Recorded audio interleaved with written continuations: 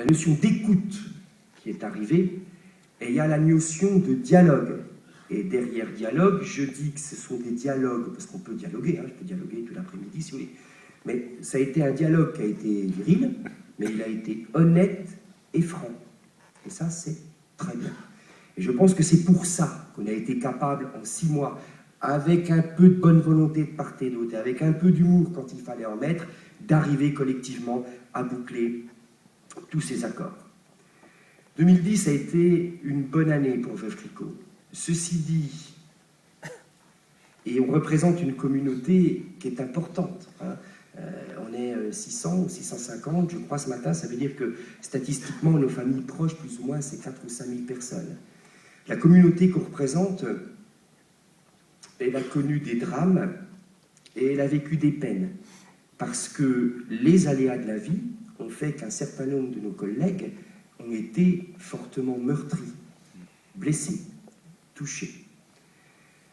Je crois que dans ces moments dramatiques que nos collègues ont vécu, et un petit peu la collectivité, c'est-à-dire ce que nous sommes ce matin, a toujours eu à cœur, d'une part, de penser à ces personnes dans la difficulté ou qui traversaient des turbulences, mais aussi l'institution Veuve Clicquot a, je crois, de manière honnête, toujours essayé de faire au mieux, de manière à ce que ces personnes, durement frappées par la vie, puissent traverser au mieux les difficiles épreuves qu'elles avaient à endurer.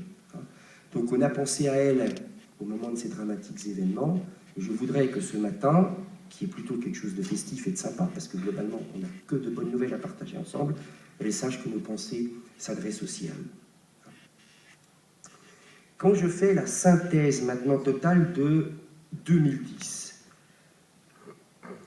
il y a 2 trucs qu'il faut retenir à mon avis. Le premier, et celui-là n'était pas gagné, c'est que la culture de Veuve Clicquot n'a, de mon point de vue, jamais été aussi forte. Alors qu'on aurait pu parier le contraire. Hein, je reviendrai un petit peu sur MHS à la fin. Donc ça, c'est pour moi quelque chose qui est très très positif. Et surtout, dans le bien comme dans le moins bien, la culture de Clicquot, elle fait partie de son patrimoine. Elle fait partie du patrimoine de la marque. Quelque part, elle s'exprime dans la personnalité de chacune et chacun d'entre nous. Et puis, elle fait partie aussi de l'histoire de la ville de Reims.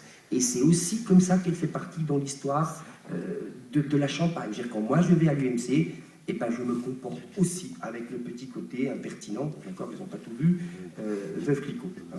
Donc ça, la culture, elle doit rester, je vous l'ai dit, je suis un farouche partisan de ça, et ça, ça ne m'appartient pas. Moi, je peux juste vous donner, ou faire en sorte de vous donner les conditions les plus adaptées de manière à ce que ça continue.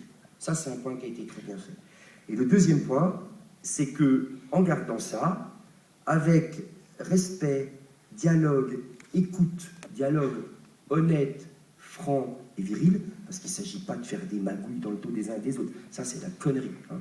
Mais je pense que la conjonction de ces 2 choses-là a fait qu'on fait une très très bonne année 2010. Avant que de passer au petit film sur